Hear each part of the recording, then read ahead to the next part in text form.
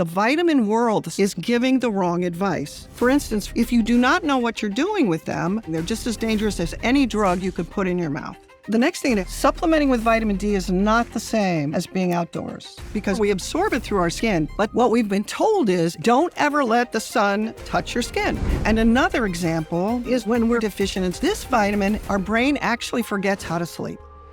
And I know that because I'm a neurologist and I wanted to tell the world about what my patients and I had discovered together about making sleep better. And billions around the world have a sleep problem, but no one's treating it. And the usual sleep treatment is behavioral, like blackout curtains, go to bed at the same time. But that is not something that's helped the people who wind up with me. They've tried all that already. And I've taken care of 28-year-olds who just had a stroke. 28-year-olds. We associate stroke with being old and having diabetes and hypertension and heart disease. No. So then I did a whole bunch of sleep studies because we found some exciting things by accident that turn out to have to do with vitamin deficiencies and deficiencies that have developed from being indoors too much. And we're starting to feel the effects of that, like obesity. But there are no obese squirrels in my backyard. The only obese animals are cats and dogs that we keep inside. And then we found out most of the sleep disorders are really linked to the gut microbiome. And we can go into that. But one of the interesting things I learned was vitamin D is a hormone. There was a mistake made in calling it a vitamin. Well, I'm very curious to learn about all of this. And also, you've come up with this protocol called the Right Sleep Protocol. Can you walk me through it? Absolutely. Here's the first part of it. So, this is super interesting to me. My team give me this report to show me how many of you that watch this show subscribe. And some of you have told us, according to this, that you are unsubscribed from the channel randomly. So favor to ask all of you, please could you check right now if you've hit the subscribe button, if you are a regular viewer of the show and you like what we do here. We're approaching quite a significant landmark on this show in terms of a subscriber number. So if there was one simple free thing that you could do to help us, my team, everyone here, to keep this show free, to keep it improving year over year and week over week, it is just to hit that subscribe button and to double check if you've hit it. Only thing I'll ever ask of you. Do we have a deal? If you do it, I'll tell you what I'll do. I'll make sure every single week, every single month, we fight harder and harder and harder and harder to bring you the guests and conversations that you want to hear. I've stayed true to that promise since the very beginning of the Diary of a CEO, and I will not let you down. Please help us. Really appreciate it. Let's get on with the show. Dr. Stasha Gominak. For the people that have just clicked on this conversation because they like the title, they're interested in the subject matter, what are they going to get from sitting with us and listening to us? How is their life going to improve? A completely unique and new way to look at why they are not sleeping well or why they have medical problems. I hope they will come away with the impression that I want to find out if my brain chemistry is normal or not normal for sleep. And you were a clinical assistant professor of neurology at Stanford University Hospital, and also you did a neurology residency at Harvard Medical School. Yes. I grew up in California. I became a biochemist. And then I wound up being interested in medicine because biochemistry is being applied to humans in medicine. So I became a physician, and then I went into neurology, and I'm a neurologist. And then by accident, somebody insisted that they wanted a sleep study. And this was in 2004 now. So you were a neurologist, you became a doctor, and then you fell in love with sleep. Yes. How many patients have you worked with on the subject matter of sleep? What's the wide range of symptoms that they were experiencing and problems that they had, just to get a sort of context on the variety and broadness of your experience? Probably 2,000. Since leaving neurology practice, I started an online business where I became a sleep coach. I'm estimating that I have affected another 5,000 to 6,000 people. And that's because I have a workbook that we're going to talk about. I have set out a series of steps that you should do, and that those steps are based on brain chemistry, not on you do it wrong, which is what is all over the internet. You are just doing it wrong. The usual sleep treatment is behavioral. Blackout curtains, white noise, go to bed at the same time, recognize your bedroom as a quiet place for sleep, etc. That is not something that's helped the people who wind up with me. They've tried all that. They've tried everything. So what are the range of symptoms? The first experience was with women who had headache. One of my patients said, "These drugs you're giving me haven't worked. I want a sleep study." She had sleep apnea. She was young and thin. She did not look like a fat older male with a fat tongue, which is what we were being sold at that time. The people with sleep apnea have a fat tongue. It gets in the airway, and they need to wear one of these things over their face at night that blows air up their nose. She put on the CPAP device. She came back 2 months later. Her headaches were gone. She'd had a daily headache for like 5 years. So it worked. Yes. And I was like, well, no, there's no way. Because headaches are really a brainstem function problem. I have this whole construct in my mind, and it's a biochemical problem. So I think maybe it's allowing her to stay in deep sleep longer, and she's making the chemicals that I'm focusing on that allow her head pain switch to go into the off position, which is where it's supposed to be. It's supposed to be off until somebody hits you in the head, and then it turns on. Hers is just turning on spontaneously all the time. So then I did a whole bunch of sleep studies in young, healthy females who had daily headache. They would frequently say something like, "I wake up at 3 a.m. and I can't go back to sleep. I wake up at 3 a.m. and my sleep is lighter after that. I wake up at 3 a.m. with a headache." And then I have, let's say, as an example, a little Mexican lady who comes in from northern Mexico. She's now living in Texas with her kids. She had never had headaches until she moved up, and she's living with one of her grown kids, and she's coming to see me for headaches. We happen to have a beach house in Mexico for a period of about 14 years. So I would go down there and I would think, what's going to happen to these people that have sleep apnea who don't have any electricity? And they're living in palapas that are made of sticks with a thatched roof. They're still doing the same thing that they were doing 2,000, 4,000 years ago. And you can't tell if the little viejecitos, the little old people, are 60 years old or 80. They might be 90. They're not fat. They're not tired. They're great-grandfathers. I begin to realize this is about living outside. Humans were meant to live outdoors like every other animal. We have decided that we are special, but we're not special. Our biochemistry is like every other animal. Okay, so these inputs are coming all at the same time, and I'm puzzling over these sleep studies. That first gal had sleep apnea. But most of the women that I sent for those studies, they did not have sleep apnea, or would come back on the front page, it would say no significant apnea. There was a significant score. How many times you stop breathing during the night? And then the next part is, what do they have that's wrong with them? That came about a year and a half later when the pulmonologist says, I don't know if you've noticed this, but your population has a really unusual finding. Most of them have delayed rapid eye movement sleep, no rapid eye movement sleep, or they have rapid eye movement sleep apnea, meaning they only stop breathing in rapid eye movement sleep. What's rapid eye movement sleep? So this is called a hypnogram. And on this bottom axis is time. On this axis is a representation of what phase of sleep you are in. And it turns out that when we enter sleep, we go through what we call 2 lighter stages of sleep. The first phase that we enter is here it's wake. A couple of times this person woke. May not even be aware that they woke up, went back to sleep. But we enter sleep in light sleep 1 and light sleep 2. These are called that because when the sleep experts started studying this in 1970, that's relatively recently, you could easily awaken someone out of these phases. Okay, and it has a certain brainwave pattern generates. And then they go into a phase that's called deep sleep or slow wave sleep.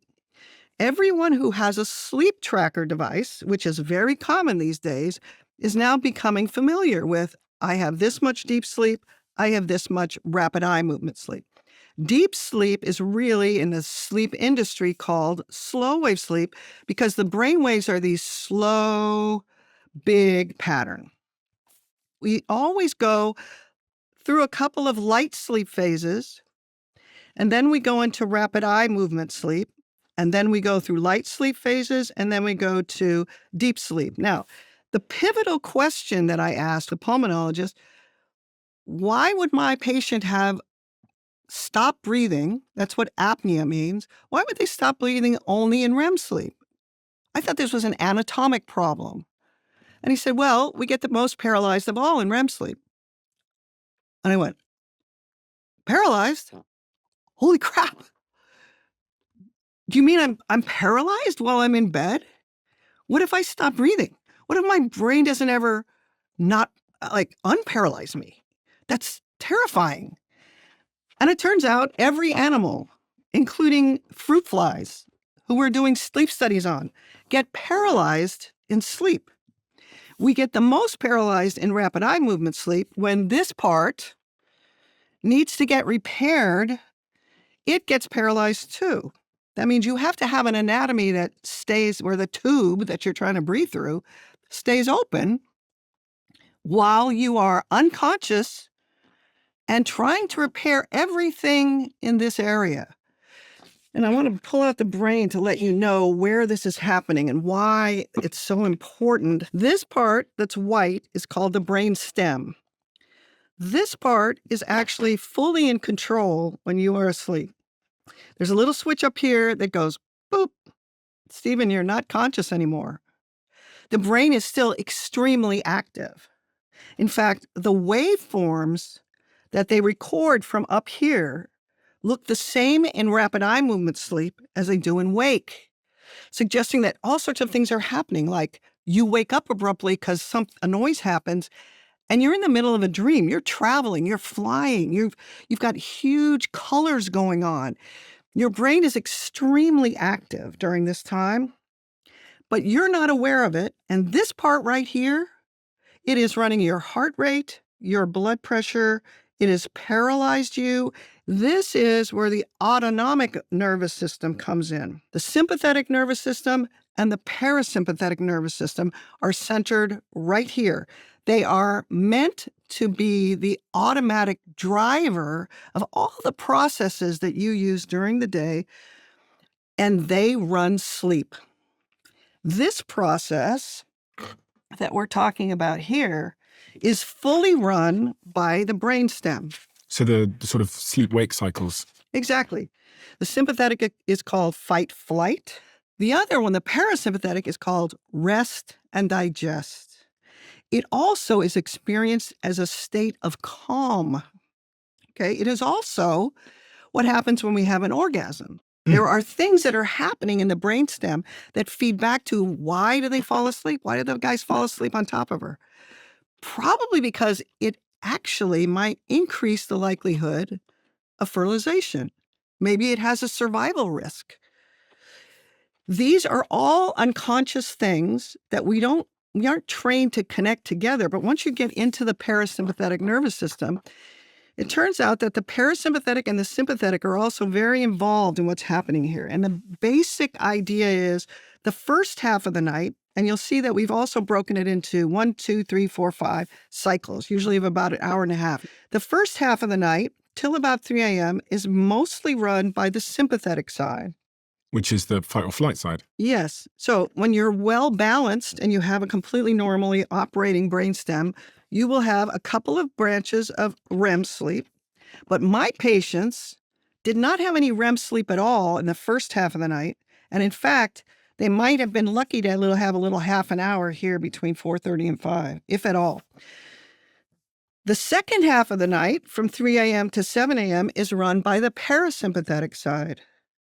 That means if you look at it in a certain way, you could say, well, wait, maybe they've lost the parasympathetic driver for the second half of their night. Seeing all these sleep studies that did not have this phase of sleep, they're actually 1/6 of the amount of REM sleep they should have. And as I go back through all the sleep studies, I realize, well, wait, don't we kind of do mood in REM sleep? What do you mean we do mood? When trying to link the comments that my patients have made and the drugs that I give them, I realize I've been giving out antidepressants to this group of young, healthy women with headaches because they frequently say I'm in a terrible mood. So they can't remember Isn't there a body of literature about memory being made permanent during REM? Yes, memory is linked and mood is linked. If I'm allowed to go back to sleep, if I have the proper brain chemistry to allow me to fall back into REM sleep, I will wake in a better mood. Those are the sorts of things that the patients will tell you if you ask about it and if they're able to fall back to sleep. Because my group did not have sleep apnea and could not wear CPAP masks, what's wrong with them? Why aren't they in this phase of sleep? This is a neurology problem. This is not a pulmonology. This is not about breathing. This is about this brainstem and what is the chemistry of this. So then I go to the anatomy and then I find out what are the cells in this brainstem area that make us paralyzed. Just to make sure I'm with you, you're asking that question because you figured out that the women who are struggling with sleep and getting headaches have less of this REM sleep, which is associated with being paralyzed. So the question you've then asked is, what are the chemicals that help us become paralyzed? Yes. Okay. What are the cells that take us into these? What is the chemistry of that? Since I'm so focused on biochemistry, there's actually a deficiency in a neurotransmitter that our move indoors means that we've lost a neurotransmitter that we must have to be normal humans. And the reason why they don't know it is because there are no drugs that duplicate acetylcholine. There are no drugs. But ultimately, what we found out together was that vitamin D makes the enzyme or the protein that makes a certain reaction happen that makes acetylcholine. Acetylcholine is the neurotransmitter, the chemical that the autonomic parasympathetic side uses. We hear all the time about epinephrine and norepinephrine or adrenaline and noradrenaline. That's what happens when somebody rear ends you, your blood pressure goes up, your heart rate goes up.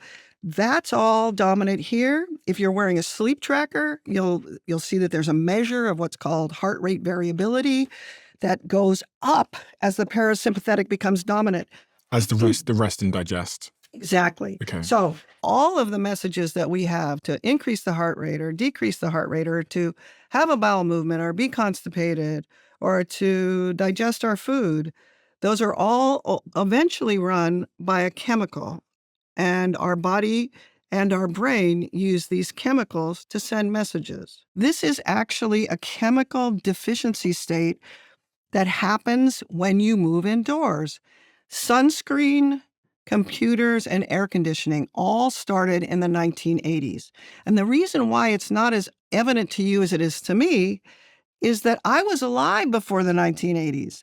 There were 2 kids in my class of 300 that were overweight. They didn't go on diets. They didn't have any trouble sleeping. They weren't on antidepressants. The things that weren't common when I was a teenager that are common now are striking for those of us who are this age because we know it wasn't like that. What we've been told is it's toxins in the food. It's that we aren't doing it right. I don't think those are things, when you say I'm not doing it right, then you should be able to tell me how to do it right. And that's what a lot of these podcasts are about. How do I change what I do so I can feel rested and be at the peak performance of my life? That interests a lot of people. I would claim that there's a deficiency state in the background that you can actually fix. And you can fix it, but it's through vitamins. And our ideas about vitamins are wrong, completely wrong. We've been taught that vitamins are not important or vitamins are very important, but they're easy to use. They'll never hurt us. You just take a certain, like, who's your recommendation? What's the vitamin D recommendation dose that this guy's given out? We've been told things that are actually not true, and medicine hasn't taken responsibility for the fact that this is the core of biochemistry. It was done by physicians. These original research articles in the 40s and 50s that the word vitamin was used was done by medical experts. It's unfortunately been given to the government to give recommendations. It should never be in the hands of the government. The government doesn't know anything about our biochemistry. So the supplement industry at the moment is a mess. And I say that only because I have seen dramatic things happen to my patients that are not what I expected. And Vitamins are a form of biohacking. They're just as dangerous as any drug you could put in your mouth. If you do not know what you're doing with them, bad things will happen to you. And unfortunately, frequently those bad things are the same thing you had before you took the vitamin. Therefore, you should pay attention to what you're feeling. So the pathway that I've built that's on my website now has a second half that's a journal. You have to keep notes of what's happening to you. How many people are experiencing sleep problems in your point of view? Billions. It's around the world. There are sleep study centers in every country that has electricity. In Germany, in Japan, in Brazil, and they're all publishing how abnormal the studies are. This is not what it looks like. They rarely send out an article saying that we have less REM because they don't have an answer for why. I just happen to be the only one currently on the internet that has a different way of looking at it.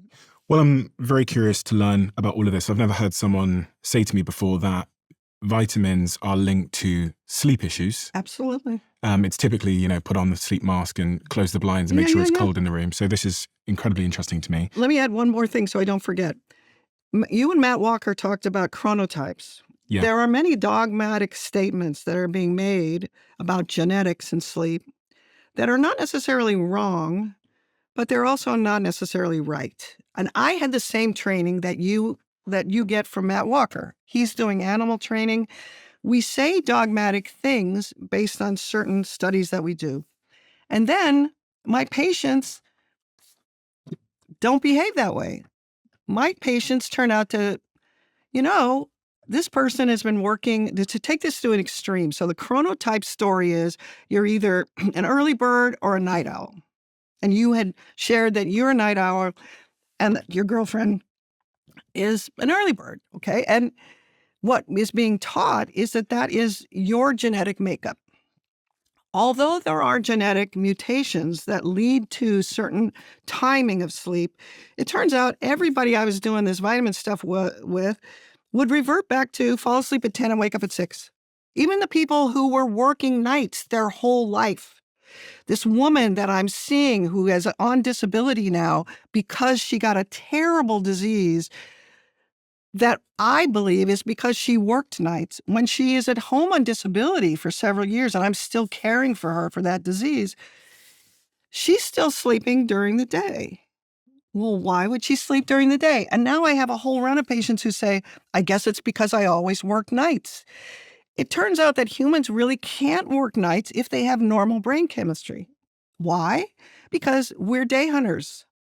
We are supposed to be asleep in the night. And that is our biochemistry. There are lots of animals that are designed to be awake at night. Owls. That's why they use that as a symbol. And if you do the right thing with their chemistry, and if you insist they spend more time outside, then they actually revert to falling asleep at 10 p.m. and waking up at 6 a.m. It's very difficult to operate, unless you're international like you are, to be falling asleep. There are people who fall asleep at 4 a.m. and wake up at noon. That is a very difficult problem to operate within the normal population because the rest of the world doesn't operate that way. And when you think about it a little bit, we actually have certain standards of when we start work and when we end work, and that's the same all over the globe. So there were things that happened to me that surprised me, and they became consistent. Okay. And those are some of the things that we're going to talk about. And that's what made me think, this is around the world and it happened at a specific time. There are many diseases that started to be reported in the middle 80s. You guys aren't aware of it because you think it's normal now, but ADD, ADHD, depression, things that are affecting childhood development, which we could discuss at a different time, fatty liver, certain things like, increase in diabetes, the things that were diseases that had been described. Some of them are old diseases that have increased in incidence, but some of them, for the first time, fatty liver was first described, non-alcoholic fatty liver, first described in the 80s. ADHD, similar. So during the time that I don't know why we have this epidemic, I'm still thinking toxins because that's what we've been told. Pesticides, glyphosate. And then we get into the area of vitamin D. And how did I find out about the vitamin D? Why was I sort of forced against my will to step into the vitamin D politics, which is a horrible morass? There should be a button just down below here. And if it says subscribed, you're already subscribed. If it says subscriber, that means you're not yet. And if you're not subscribed, please could you do us a favor and hit that button? It helps the show more than you know. And according to the algorithm, you're someone that watches our show, but you haven't yet hit that button. Thank you so much. So explain to me, your assertion is that vitamin D is fundamentally linked to a lot of the sleep disorders and deficiencies that we see. How can you prove that to me? I think I would prefer to give you these two examples. Okay. Because the people who are listening, these are at the two extremes, but it'll cover a lot of the people that are listening. Okay. The first is, let's call her Madeline. Madeline. She's 32 years old. She's a redhead. That turns out to be important. She's 100 pounds overweight. She just had her first pregnancy 3 years ago, and she had been told that because she had endometriosis and polycystic ovarian syndrome, that she would never get pregnant. But she got pregnant. She's very happy about that. She had gestational diabetes, which means she had diabetes during the time that she was pregnant with her son. And now she is pretty much a wreck. She has daily headache, which is why she's seeing me. She's on about 9 drugs. She has several kinds of pain. She has a terrible pain down the front of her leg that she's been told is endometriosis growing on one of her nerves. She has terrible burning in her feet. She has terrible reflux. She poops once a week. She feels like she has to get up and go to the bathroom several times a night. She thinks that's why her sleep is so interrupted. So I'm treating her for her daily headaches and her pain. And then I start to think about sleep. And because we've been trained that fat people are fat because they're fat slobs, because they eat wrong, because they don't exercise, it's their own fault. I don't even think about the fact that many of these things might have a common source and that she's been tortured by this her whole life. So I send her for a sleep study. She gets on CPAP. Over the time she's on CPAP, she gets a little bit better. Her sleep is better. She feels better. And then I stumble into vitamin D. Okay. Now we're going to set that as an example of the most horrible set of things you could have, perhaps.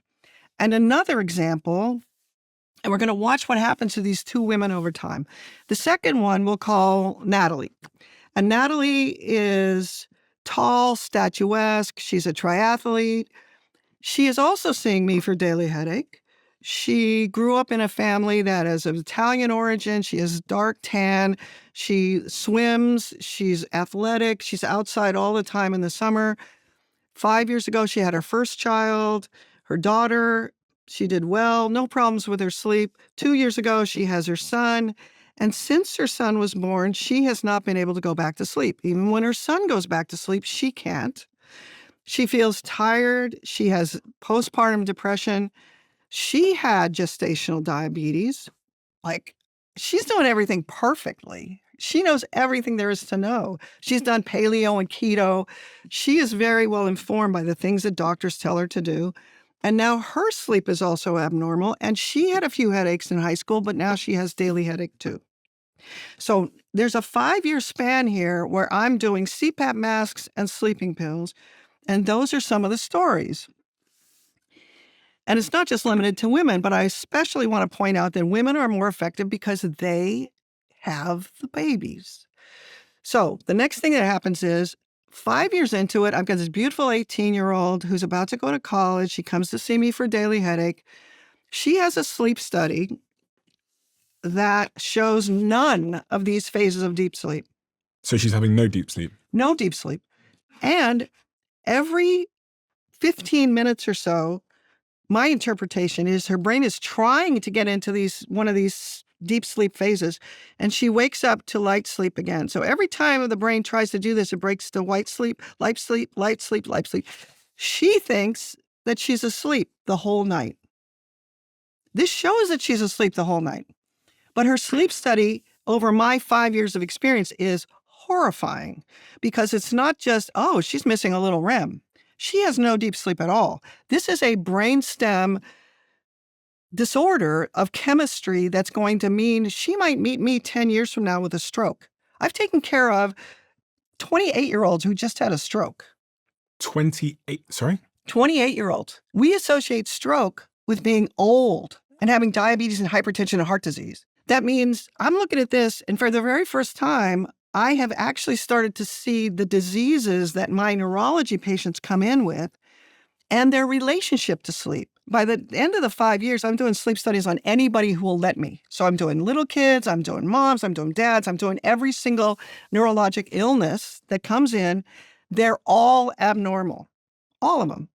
This implies that the reason why you get a disease is because your sleep is not restorative. That implies that I should think about the body as, golly, I know people who live to be 75 years old and don't have a doctor. They were my grandparents. And then they started to get medical problems about age 75, and then they died at 85. Why aren't we looking at it that way? Why aren't we saying, oh, this means your repair system that's designed to completely repair everything in your body every night? And you talked with Tara Swat about lymphatic drainage, these things that happen while we're sleeping. It is what makes us last. Like, we're not made of Teflon, we're made of these biologic materials, and they repair themselves every night. That's a miracle. If you view it through that lens, then you start to question, why is medicine doing what it is? I'm trained to ask questions for the thing the person walks in for. Let's say burning in the feet. Okay. And I'm trained to make a little list of the diseases that have resulted in that, and then give a drug for it. And if we don't find a drug that reverses it, which we haven't for burning, but I'm going to tell you why, then we give a drug that numbs the pain a little bit. We just kind of plastering over cracks. We're putting Band-Aids on these things instead of saying, well, what do you think led to this? And this lymphatic drainage point, I think, is a really important one, because when I understood this lymphatic drainage idea, it had a profound impact on my relationship with sleep. I would argue, more so than anything else, there's actually a colleague of mine who's currently sat out there, right? And I have an emoji that I send to her. She's called Georgia Gibson. I have she likes to work very hard. And I sent her this particular emoji of this, I can't even remember, she told me what the cartoon was, but it's these little fish that come out and clean the big whale. Yes. What's that called? I don't remember, but I know what you're talking about. Okay, I'll put it on the screen. It's from like a movie, so everyone in the comments is probably going to know what I'm talking about. But I sent her this emoji just to remind her that she needs to sleep, because she needs to wash her brain. That's what I say. I say to her, you need to wash your brain, which means go to bed. When you go to sleep at night, these cleaners, again, I'm animating this in a way that's not scientifically accurate, but these cleaners come out and clean up your brain. And they wash it all, and they clean it, and they scrub it, and they make it all back to normal again. So if you're not sleeping, then you're going to get some kind of build up of crap. And that could lead to disease or, other worse things down the line. Yes. That's a perfect description of it, actually. And that's about the level of what we know.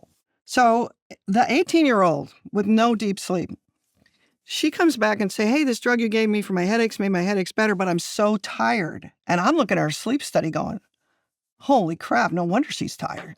Okay, this is really, really bad. And this is invisible, absolutely invisible to the rest of the physicians, because she looks perfect. So I do a B12 level and a thyroid test because I have no idea what to do. And the B12 is profoundly low enough that it shows up as abnormal and a little red, okay? Now, the weird part about this is I've never done a B12 level in a headache patient since I've been doing headaches as a part of neurology, which is a large part of neurology. I then start to give B12 recommendations, and I do B12 blood tests on all the patients who I have in my little stable of, I've done these sleep studies in them. They still are not sleeping well unless the sleeping pill works. So for about a month, I'm doing B12 tests. And then one of my patients says to me, my doctor said my vitamin D was low. She gave me vitamin D and my wrist pain went away. And I had no clue. And I thought, I'm just doing blood tests anyway, which I never did in my headache patients. I'm just going to throw that in. I was completely naive And because I was naive, I was not afraid to do this, but I did vitamin D levels and B12 levels in a group of about 500 patients between September and December of 2009. And I gave you the background because I had all these thoughts buzzing around in my head. What are we looking for? We're looking for something that controls the brainstem. Now, they're going from August or September to December. That's in the fall. So if you're going to make D in the summer, which is when we're supposed to make it because we're out in the sun, that's all I knew about D is you make it from the sun. It's about bones. They were all low. All of them are low. Two of these guys that are on CPAP come back. They both have headaches. They both say the same thing to me in the same week. I've been wearing the CPAP mask for a whole year. My headaches hadn't gone away. But that little note you sent me last time I was in here when you did my vitamin D level and you told me to get vitamin D, I took that for about a month. My sleep got better and my headaches went away.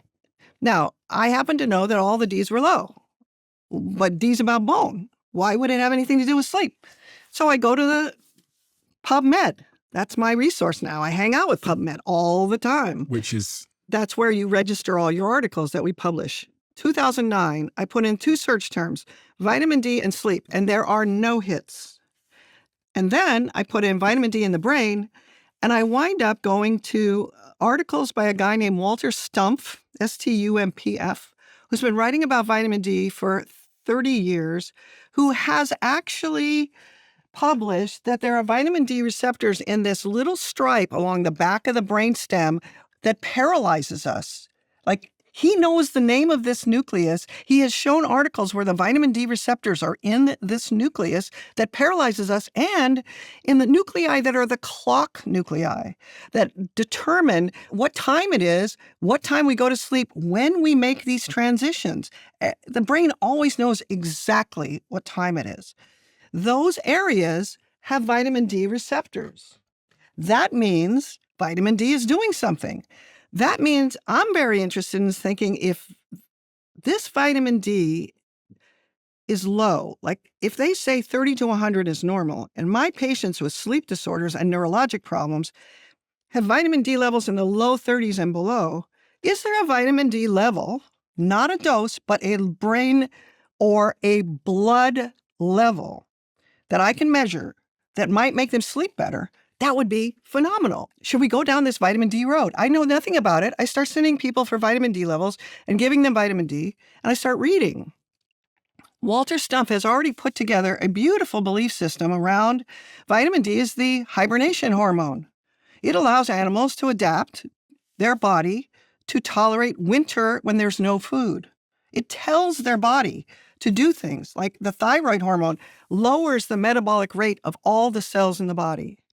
The weird part is this is written about beautifully by Walter Stumpf, and because he has a whole belief system that tells what you should expect, he's also published many articles.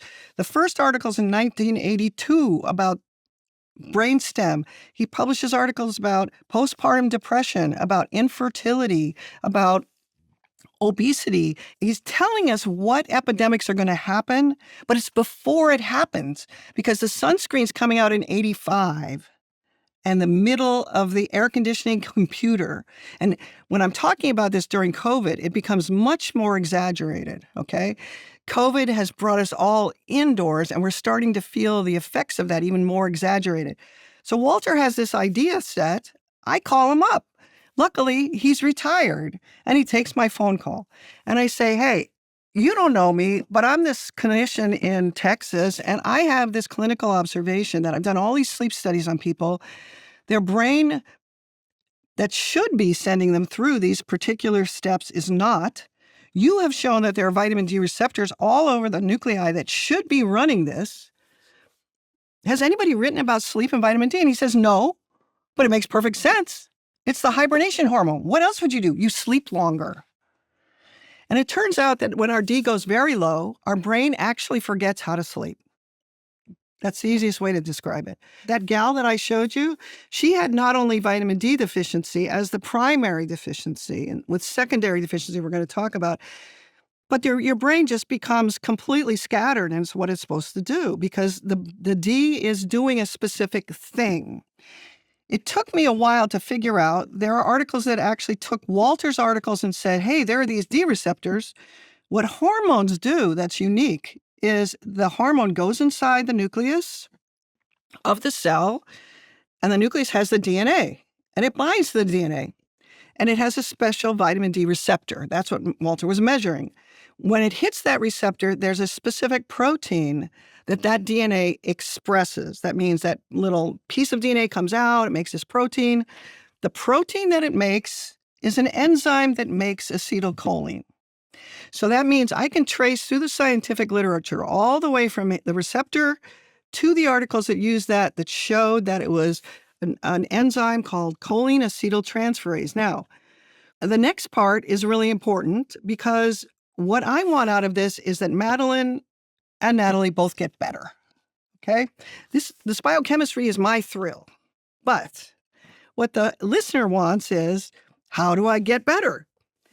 Now, since I started this, and the first time I started giving vitamin D was in 2010, this is now 16 years later. Is vitamin D any better understood or given out? No. The science is phenomenal. The recommendations for the doctors don't go there. The Endocrine Society are supposed to be the experts in hormones. D is a hormone. I think that's an important point, which is a lot of people think of vitamin D as some kind of, well, we think of it as a vitamin, but you're telling me it's a hormone. It's the most bizarre thing I've ever run into in medicine. It's really bizarre. Which part? There was a mistake. There was a mistake made in calling it a vitamin. It is made on our skin. Now, it turns out animals frequently lick their fur. And they get their vitamin D that's made in their fur from licking their fur. Some of it's absorbed, but the thing that's unique about us and pigs, domesticated pigs, is we're bald. That means most of the time we're making it on our skin. It's never supposed to be from the food. It was not ever about the food for us.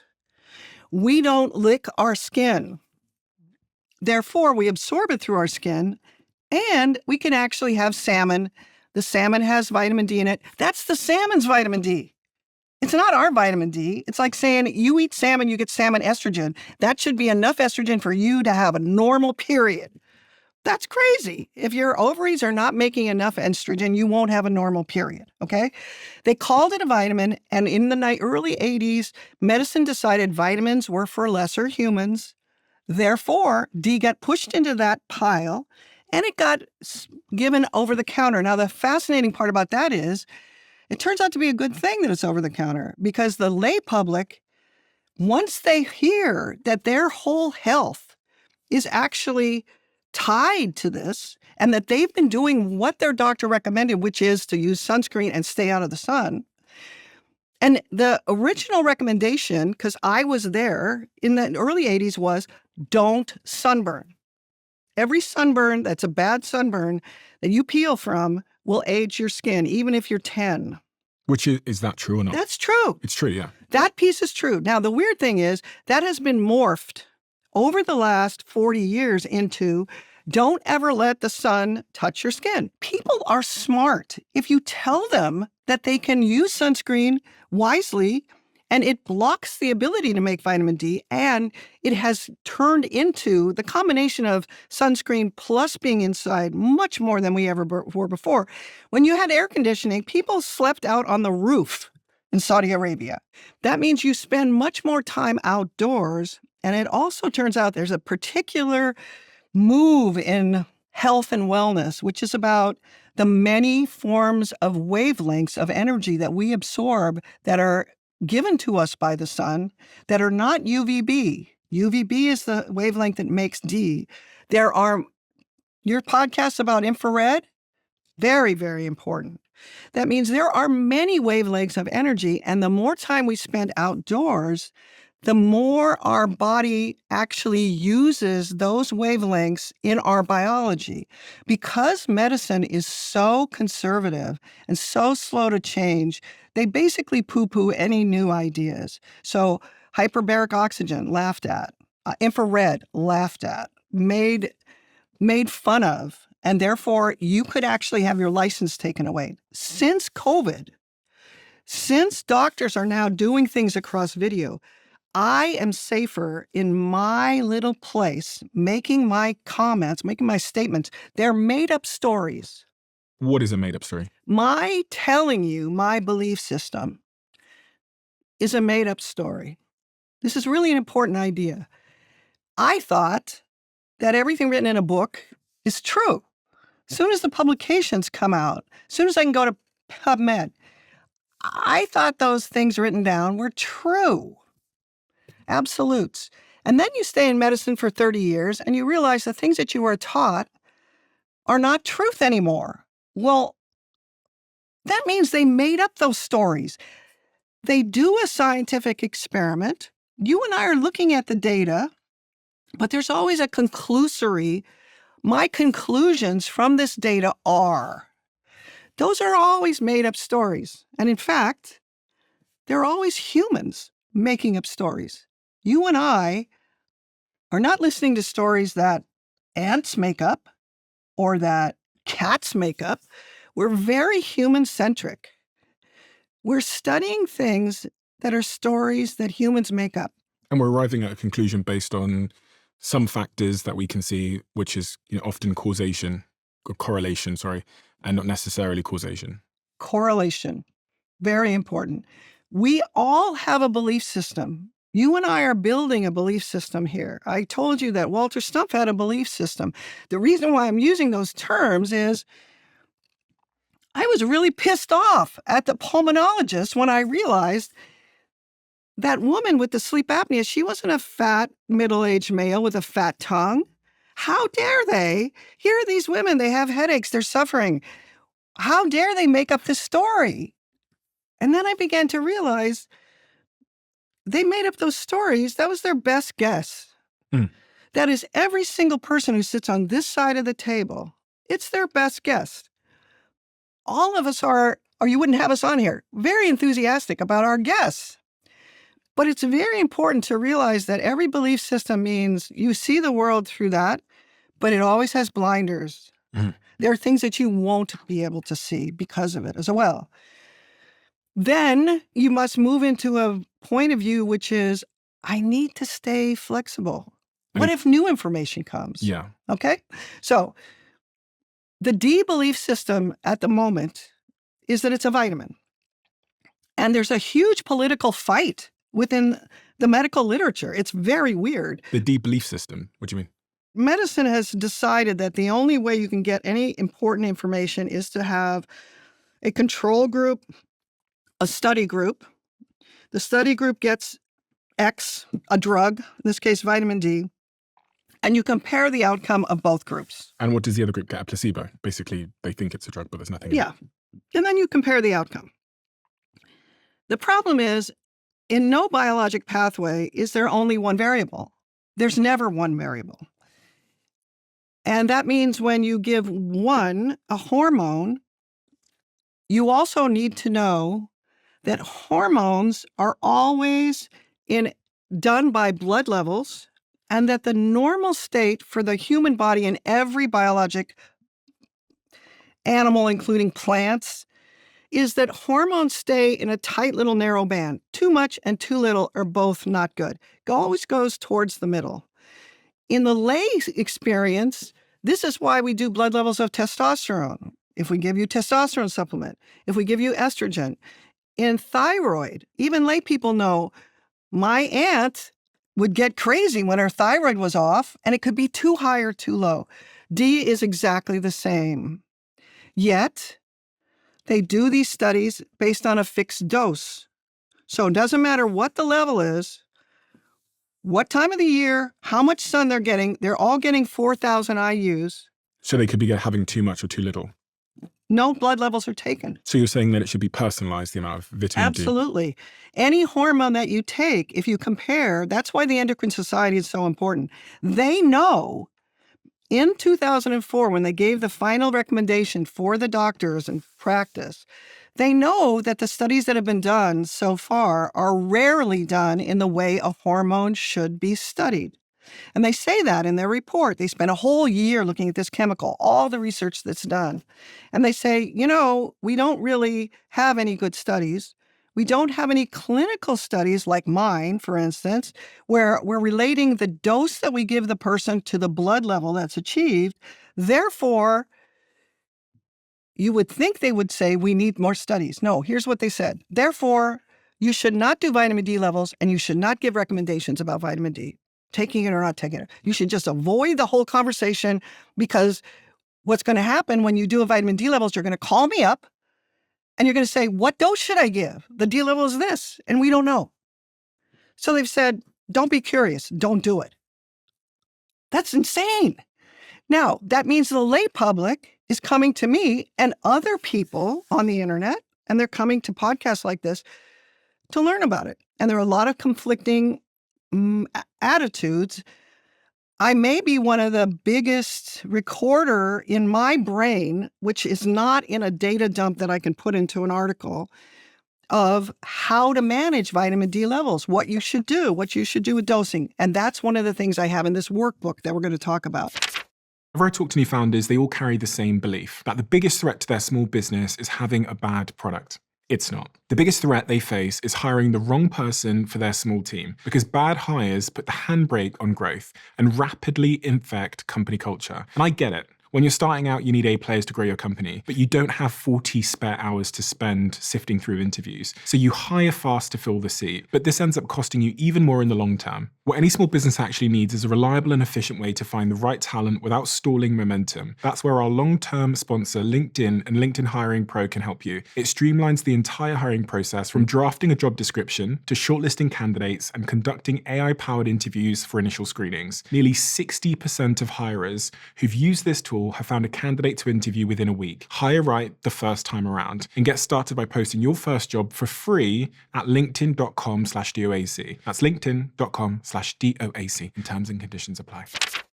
If you're thinking about starting a business, one of the first decisions you'll have to make is actually one of the most important, which is, where do you build that business? Our product team, who manages everything we do, from our conversation cards to our diaries, has always used our sponsor, Shopify.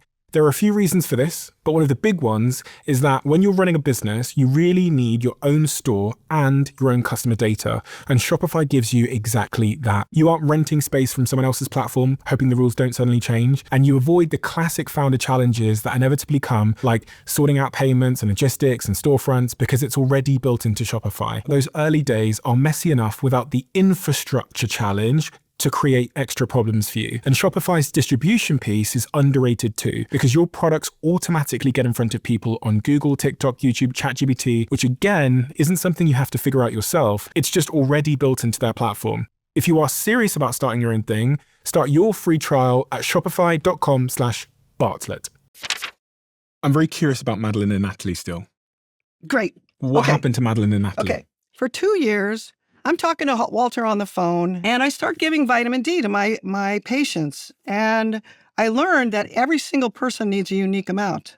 Very scary. That means everybody else is saying, oh, take 5,000, take 10,000, take 20,000. I take 100,000 once a month, okay? And I find out also that if you get past about a level of 60, that's when they come back and say, you know what, my sleep is better.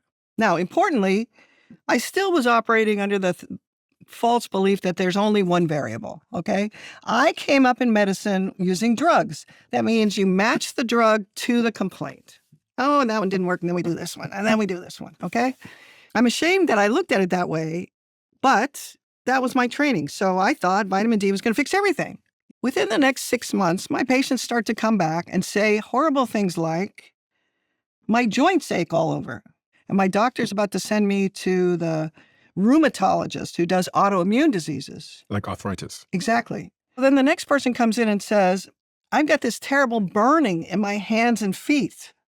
And another woman comes in the same month with burning in her hands and feet. 2 women, same month. They have nothing in common except they both have headaches, and they've been doing vitamin D with me for 2 years. And they say, they want to know, is this related to that vitamin D that I've been taking with you? And now I'm very freaked out because I'm afraid that what I've been doing, even though their sleep is better, and we're all happy about that, headaches were better, now they're a little worse again, is I've put them in a situation where they are now using more of whatever these building blocks are, and I've actually forced them into another deficiency state. I'm making them make more repairs, and now they're deficient in something else, and I don't know what.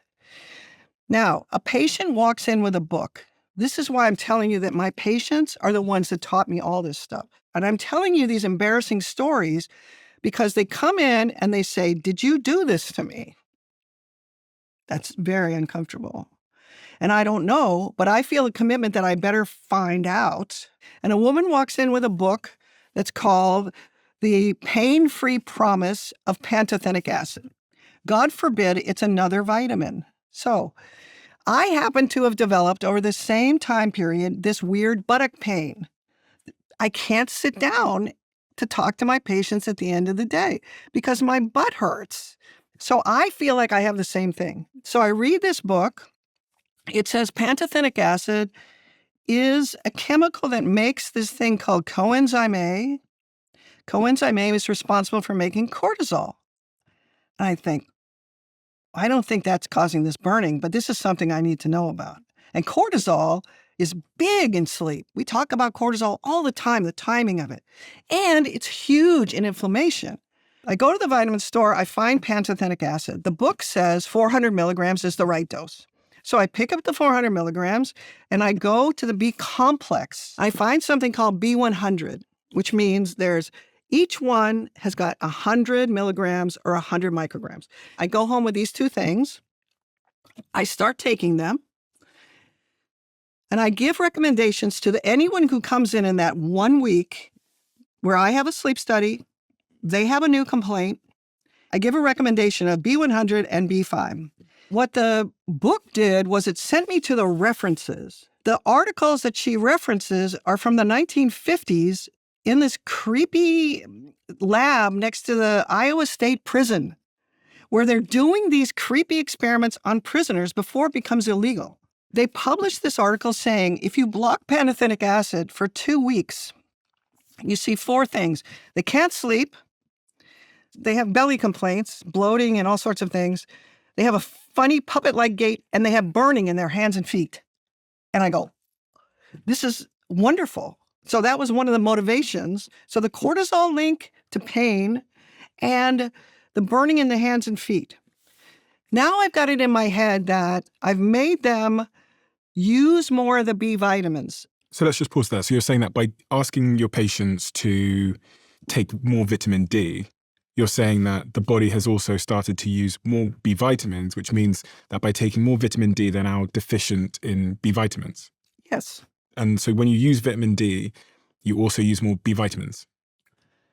There's another point that I'm about to make, but you summarized it perfectly. Okay. So the next question would be, okay, I'm taking 400 milligrams because that's what it says in the book. And that's the only dose that was on the shelf in the vitamin store. I get to the end of the week and I realize I have restless legs, and my restless legs has been much worse this week. This is probably too big a dose. And I stop the 400 milligrams and everything goes away. My butt pain goes away like in a day. 400 milligrams of B5. Okay. So pantothenic acid is called B5. All the patients who come back say, were you trying to kill me? This 400 milligrams here, I got so agitated, I stopped it after 2 days. I felt like I was crawling out of my skin and I couldn't sleep at all. If you block B5, you get insomnia. That means it has power in sleep. D has power in sleep. But it turns out if it has power in sleep, your body has a very specific amount that it wants. If you give it too much, it's not happy. If you give it too little, it's not happy. And it turns out that instead of giving you one thing when it's low and another thing when it's high, which is what I would have anticipated, it goes back to the same thing. When it's not happy, it just stops sleeping. Now, a couple of them come back and say, I stopped the 400 milligrams because I was so agitated I couldn't sleep at all, but I stayed on B100. I feel great. My sleep is perfect. My pain is gone. And I said, that's what happened to me. It's just like too weird.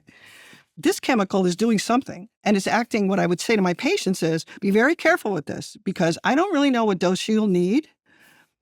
If it's too much, it'll act like caffeine. It'll keep you up at night. Okay. Then the next thing that happens is a gal comes in and says, you gave me that B100 and I ached all over. I would get up in the morning and I'd go, ah. And she said, I broke it in half and I'm taking that and I feel great. What you'll see here is B50, which is 50 milligrams of each, but all 8 Bs, has 50 milligrams of B5 in it. It turns out if you've been taking D for 2 years, you've actually worked your way into a place where your body has been using more Bs and you are now very profoundly deficient. But she did not take 2 years. She was a new patient to me. She had not been on D for that period of time. The reason why this discussion is important is there are millions of people who started taking D in COVID, who by the 4th year after taking it, started to have burning in their hands and feet. They're not even taking it anymore. They took it from 2020 to 2023. Their levels got into the 60s. Their doctor said, hey, 60 is enough. Stop taking the vitamin D. But they still show up with the B vitamin diagnoses, and they go to their doctor and they say, oh, well, you've developed lupus. Oh, or you have this. Oh, or you have that. These are all diseases that have been described already, but they haven't been described as B vitamin deficiency states, which is bizarre, but that's the historical point. All of the literature says B5 deficiency doesn't exist because it's in every food. Now, I'm reading that literature, and it says thiamine, which is B1, has a poop bacteria source and a food source. B2, poop bacteria and a food source. All of them come from the poop. What do you mean come from the poop? These 8 chemicals called B, all of them are made by bacteria, and we absorb them. Everybody knows that we have the wrong microbiome. And we've all been told that it's toxins, antibiotics are the major thing that are blamed. But we now have a huge body of literature about the microbiome being abnormal. The gut microbiome. Yes. The other weird part about it is there are these guys in Oklahoma, GI surgeons, who are giving poop transplants. Give me context on what that is. They take poop from one person and they push it up the other person's butt. Like we've spent 100 years saying, stay away from the poop. It's bad for you. Don't go from the poop to your mouth, okay? We've made this idea that the bacteria, we're fighting against them. They're trying to take us over and they're bad and we're fighting against them. But as people are dying of things like Clostridium difficile, which C. diff is the way it's shortened, they're dying of C. diff infection and they're doing poop transplants and they live. It turns out that the 8 B vitamins were first described as bacterial growth factors. They are chemicals that one bacteria is able to make, and it pushes it out of its cell into the environment. And this one next to it, that's a different one, goes, oh, goody, give me that. And those guys live together as a group, a commensal, meaning each one of them derive benefit from having the other one there. So there are 4 big groups of bacteria that is the normal human microbiome. Well, why are there 4? Why is it always this 4? And how come we only know about 2% of them? If we're saying all these things that the microbiome is wrong, it turns out we only know 2% of 200 bacteria that are normal occupants from the mouth, from the lips all the way to the anus. We only know 2%. But we have the genetic footprint of every single one. We are able to take them out of the poop or out of the small intestine or out of the mouth, and we can say these are the genetics, and we've named all of them. So we know there are 200. Okay. And the article that they write is, it looks to us like the reason why this foursome of groups hang out together is because they all at least need one B vitamin, and they produce at least one. So they all have a relationship to the B vitamins, and we should start thinking about the microbiome as the production system that supplies the B vitamins to the body. I didn't find that article until after. But here I am back again with one big question. These 2 women with the burning in their hands and feet, why did they get B vitamin deficient? If the Bs come from the food, They've had the same diet all along. And I haven't controlled their diet. I haven't made them change their diet. Why did all of these people come back with these complaints? The one thing we know is many of them have IBS symptoms, which are a signal that the bacteria isn't right. IBS, what's that? Irritable bowel syndrome. Yeah. Diarrhea, constipation, bloating, my belly isn't right. Yeah. Because I had assumed that D was going to fix everything. Vitamin D. The vitamin D was going to fix their belly, and it didn't. There were several things that did not get better. One, their IBS didn't get better. Two, they didn't lose weight. That was really weird because they were out exercising more. They were out exercising in the middle of the day, but they didn't lose weight. That means there's still something wrong in the background where they didn't lose weight. So I'm stuck with, okay, why didn't the D fix the B thing? Oh, these were all described as bacterial growth factors. I have assumed that vitamin D was a bacterial growth factor because Walter talked about the GI tract having all sorts of receptors for vitamin D. And so I assumed that the bacteria that lived inside us needed vitamin D to be normal. And therefore, I assumed that IBS showed up in the 1980s because we went into D deficiency, and that D deficiency caused this IBS.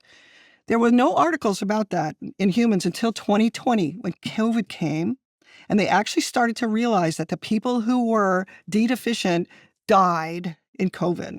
And they started to actually look at, is the microbiome playing a role in our immune system? Yes.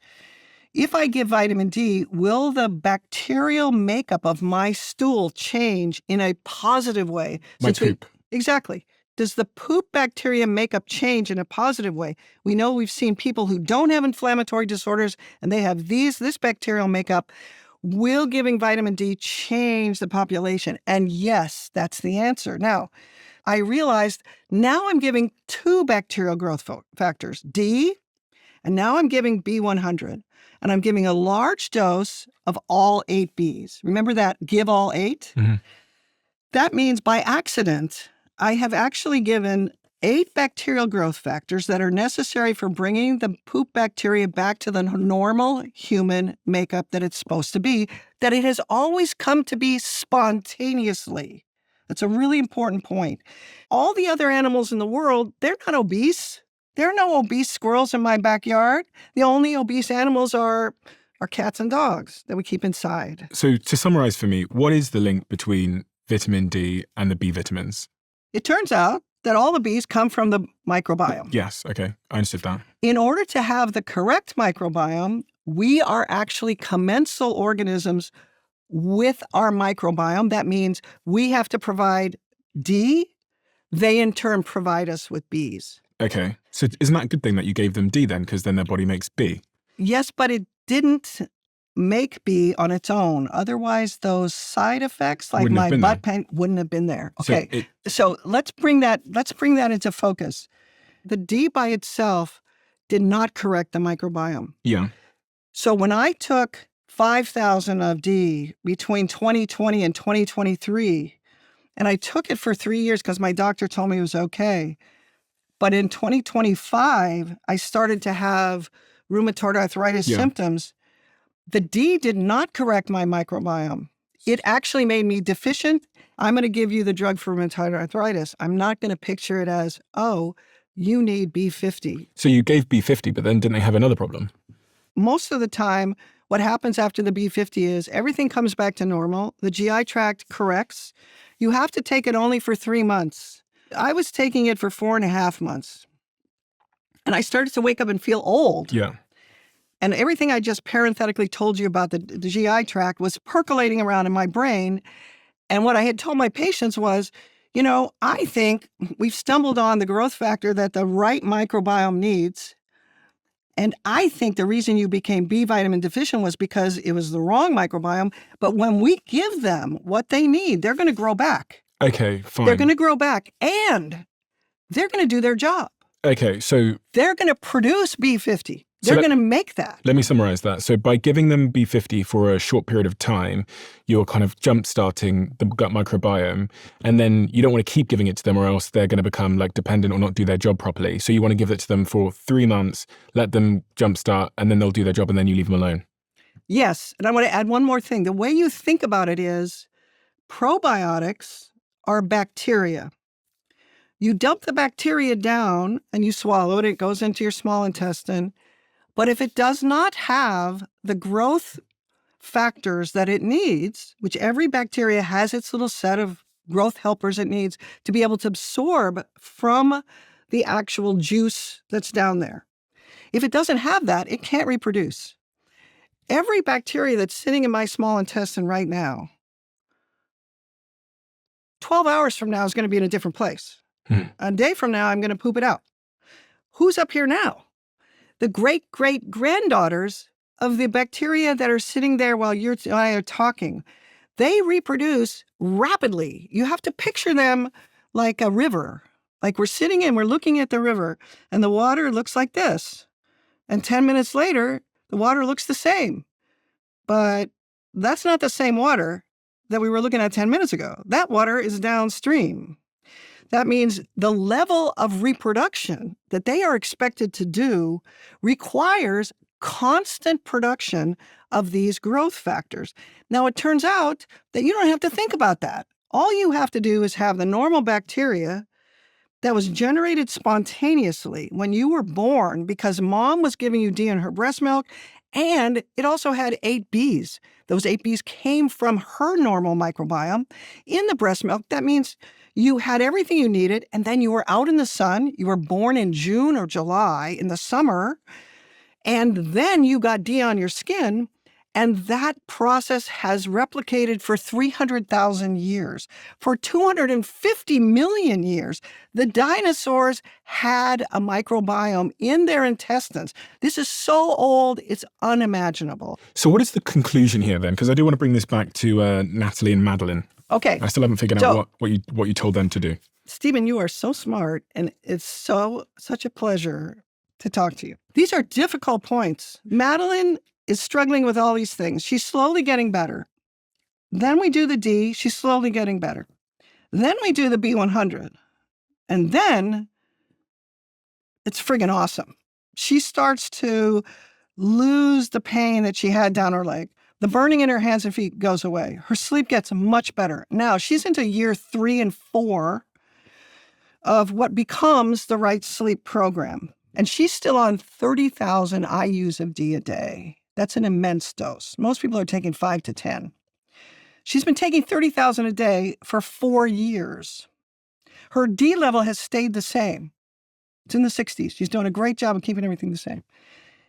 That really means that her body is using 30,000 IUs of vitamin D a day for 4 years. That's a very important concept because it means she is using so much more than anybody else is using in my practice. Most people are on 10,000. But she's making these amazing repairs. Her depression is gone. She's stopped 3 medicines that we've been using for pain control. She now gets up in the morning and she feels energetic. She's starting a program that the Texas state has for going back to work. I was like, this gal's never going back. She wants to go back to work. She is a totally different person. Now, importantly, she is not 100 pounds thinner. She's still 100 pounds overweight. And that is one of the things that happen in most of my patients and clients. The body will not lose that weight until it's really made every repair it thinks is necessary. And then it decides that it's not going to need this fat anymore. So with her, did you take her off the B vitamins? The routine is that, 1, they have to do D, and this will become the Right Sleep program. But they have to do D because they're not getting sunlight. Correct. None of us really get enough sunlight. Correct. So, and we can talk about supplement versus sun, but the D is pivotal to the entire program, and it has to continue.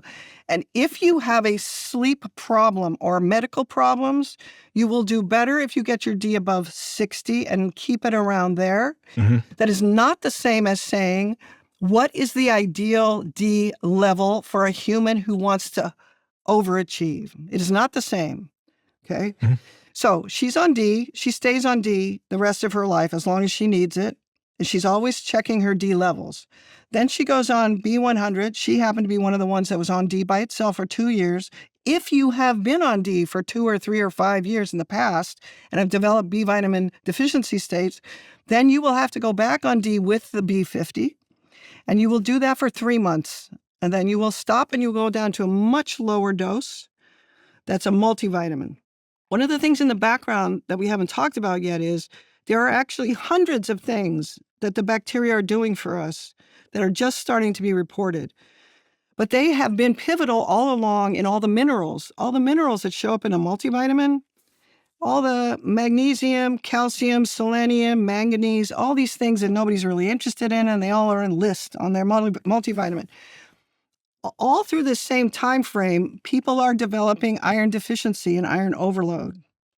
And it turns out that the bacteria have been a pivotal part in our intestine, speaking to our body about whether or not our iron level is low or high in the liver, or in the blood system in our bone marrow, or in our brain. And if you do not have a specific bacteria called Lactobacillus reuteri, you will be missing a brand new metabolite or chemical that was named after that bacteria just in the last 3 years that's called reuteri.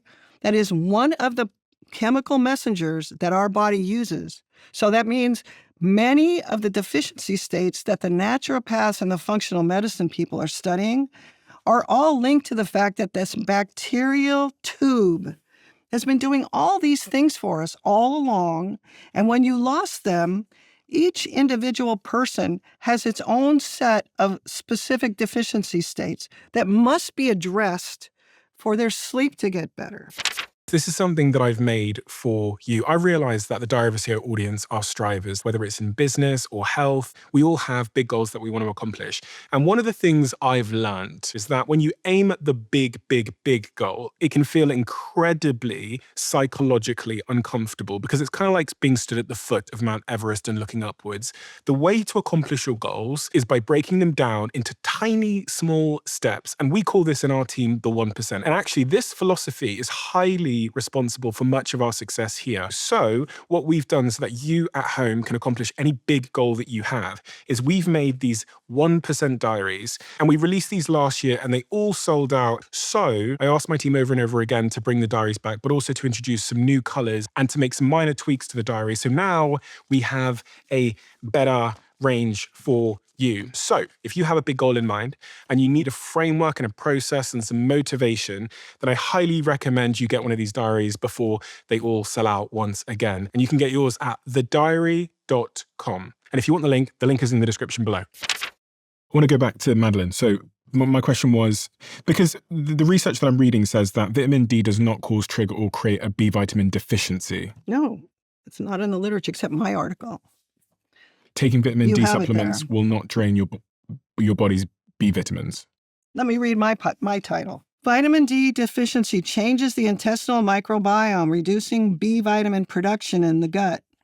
The resulting lack of pantothenic acid adversely affects the immune system, producing a pro-inflammatory state associated with atherosclerosis and autoimmunity. This is a brand new discovery made by someone who's not a scientist, who's not working in the primary lab, who is a clinician, and the impact of this is only as strong as I can get the ideas out there and talk about what happened to my patients. Now, is it plausible that there's a sort of a intermediary link between the two? I'm reading some things here that say people are very frequently both low in vitamin D and vitamin B12 at the same time, and this is because they share the same root cause, like a poor gut absorption, aging, or a restrictive diet, not because one vitamin is destroying the other. That's what we've been told. We've also been told that old people don't need as much sleep and that old people get a bad gut as they get old. It is my belief now that there is an absolute link between the production of D, and I don't have the articles for this, even though this is dogma at the moment, that our production of vitamin D goes down as we get older. Mm-hmm. So if you look back to that person who was 75, who didn't get sick until they were 75, their skin production, even though they're still out there with their truck farm and still raising their own food, their skin production rate of vitamin D goes down. And this is probably true for every animal. And then as their D goes low, they lose their microbiome. And then they die of one of the multiple diseases that are linked to this multiple deficiency state. It's a different lens to look through that says there is actually a system that allowed us to live without medical problems that weren't either related to epidemics of childhood illness or starving to death. And as long as we had good diets, you can actually look at 1945 to about 1985 and say, what was the ideal for the humans that lived rurally in the United States? Did they live to be 75 years old and then get diseases? So it's my claim that those people didn't go to the doctor because there weren't any around them. And then things started to happen to them. That instead of looking at it through the lens of this disease means this drug, that instead we say we should be preventing this by paying attention to what vitamin D does in the body and what the Bs do in the body. And ultimately, that is linked to most of our diseases. Okay, so I'll read the conclusion of your study here, which Okay. was published in 2016. I hypothesize, and it's important to say this is a hypothesis, that the parallel epidemics of abnormal sleep and abnormal intestinal microbiome are linked to one another through vitamin D deficiency. Proper supplementation doses of vitamin D plus all 8 B vitamins appears to return the intestinal microbiome to normal in 3 months. Reinstating the normal microbiome not only treats IBS symptoms, it returns the supply of vitamin Bs to their natural daily doses. The B vitamins are neither good for us nor unnecessary. They are good for the person who needs them, and only until the normal source picks up again. Both sleep disruption and pain can be caused by large doses of B vitamins once the intestinal microbiome has returned to normal. The B vitamins are very biologically intertwined, both in their intestinal production and cellular use. This suggests that B vitamins, aside from B12, were not meant to be used individually, and returning to restorative sleep with normal supply of the building blocks of cellular repair has the potential to repair the pro-inflammatory state seen in association with Atherosclerosis. as well as the hyperandrogenic state of associated with hypertension, heart disease, and stroke. It appears that given the proper essential elements for normal sleep, the body is designed to repair every physical injury that occurs during normal daily use and may even retain a memory of long deferred repairs. So essentially you're saying that if you can return the body's vitamin D and B levels to normal, then the body will kick back up and start producing the everything it needs. Yes. But I guess the scientific consensus at the moment is saying that there's not a link between vitamin D and a vitamin B. Well, it's saying that vitamin D does not cause a vitamin B deficiency. Correct. And you disagree with that? Absolutely. And could it be the case that there's some intermediary link, i.e., if I take lots of vitamin D, it disrupts my magnesium production, and the magnesium production is having an impact on vitamin B? And could it be the case that it's something else? Yes, of course. Okay. And in fact, it's way more complicated than you and I have talked about. And where you finally arrive is actually at coenzyme A deficiency. And that is a very important chemical. It runs our mitochondrial health and our ability to make energy, and it's linked to all the degenerative diseases, et cetera. So it's not that I don't understand the idea that once you're a hammer, everything's a nail, because that's what I was told by all of my colleagues, that you're trying to explain everything. It's that I saw Madeline go back to work, and we haven't even talked about what happened to Natalie. What happened to Natalie? Natalie got better, and actually, How? she first with the D, like most of the patients, she started to sleep better, but at the end of 2 years, she stopped sleeping better. She actually lost weight, which was the case with several of the women that were postpartum who had complained about that. So my interpretation was, in someone who is less affected than Madeline was, the D-B50 combination, especially in the setting of being after the pregnancy, is really all somebody who was relatively normal at the start of their life needs. And then she got better. Her antidepressant went away. Her postpartum depression cleared. Her high heart rate. So the other thing that we didn't mention is many of these women who are very interested in exercise and doing exercise had high heart rates of 110 or above sitting quietly and had not been like that before. Their high heart rates come down. So she came back to being her normal self again. And did she have to come off the vitamin B? She only took it for 3 months. Okay. And she's then she back did to a normal. multivitamin. And then eventually, almost everybody needs to be off the multivitamin completely. It is my belief that if all of this happens spontaneously in every other animal on the planet, then we shouldn't have to take supplements either. The squirrels are not going to GNC to buy supplements. That means if there's a mistake made, like we move indoors, and we give back what is needed to get the normal microbiome, then you should assume that your body will go back to supporting itself. And Natalie's, she's good again? Natalie's back to being a Natalie. triathlete and doing great. If we zoom out for a second, what is the advice you'll give to all of my listeners now? There might be millions of them all over the world, some of which are struggling with sleep. Some of them just want to, optimize their sleep a little bit. What is their overarching advice, the thing that all of them could do to make sure they sleep better, in your view? 1, do the behavioral and cognitive stuff first. Make the blackout curtains, do the whole thing. If you haven't done that with the eye cover, then go ahead and do that. And if that's all you need, do not mess around with supplements. 2, if you've already done the behavioral changes, then go to my website, read about the ideas, or listen to this podcast and see whether or not the ideas there feel like they apply to you. You've come up with this protocol called the Right Sleep Protocol. What is that? And can you walk me through it? Sure. So the Right Sleep program is a process of taking your D to a certain level, supplementing B12 if your B12 is at a certain level, below a certain level, taking B50 for 3 months, and then taking a multivitamin. And that is until your body says, gee, I might need more Bs. This is a diagram, and you have a beautiful stepwise visual assist here. The first 3 months, if your B12 is low, you will take B12 as a separate supplement. And keep in mind, there's a lot to be learned about multivitamins. For instance, many multivitamins say multivitamin on the front, but they actually have the equivalent of B50 in them. They have 50 milligrams of all these B vitamins. In fact, if you go to an expensive vitamin store, they put up the doses of Bs. The doses of these vitamins are extremely important for the way you feel every day. If you get it right, you feel energetic, perky, and wonderful all day. If you get it wrong, you feel awful in the same way you did before. You have to look at the back. You have to learn some of the name of these vitamins. Most people are not that interested in that. If you want to get better, that's what you have to do.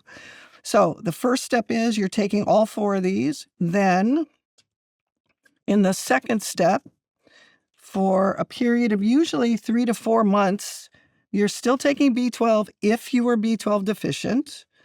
You're still taking vitamin D and you're adjusting your vitamin D dosing based on recommendations, based on your D levels that you're doing every month.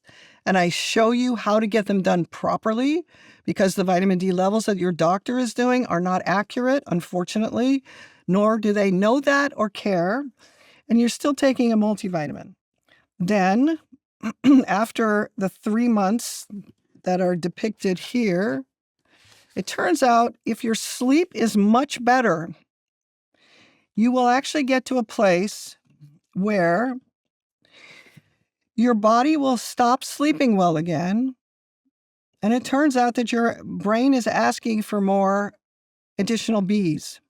The basic bottom line is the sleep is a thing that once you learn how to use it, and once you learn the concept that if in the 3rd or 4th month of this program, my sleep gets much better, and then in the 6th month it gets worse again, what you should take from that is my brain really knows how to do this. It was able to get me to sleep from 10 to 6 with one brief wake up, went back to sleep, didn't get up to pee, and I have no pain when I wake up and I feel energetic all day long.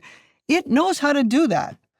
When it doesn't do it again 2 months later, the message is not, oh man, I knew it wouldn't work, Because everything else I've tried didn't work. Instead, it means what my brain is asking for is something else. Then you address that.